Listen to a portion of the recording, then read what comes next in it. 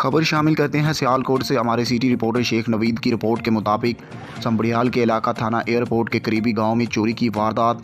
वाक़या के मुताबिक थाना एयरपोर्ट के करीबी गांव अलीपुर गुजरा के रिहायशी अब्दुल हमीद गुज्जर के घर रात के अंधेरे में चोरी की वारदात। अहले खाना सोते रहे और नामालूम चोर घर का सफाया कर गए। अब्दुल हमीद गुज्जर के मुताबिक नामालूम चोर 5 तोले के तलाई जेवरात और लाखों रुपए नकदी चोरी करके ले गए।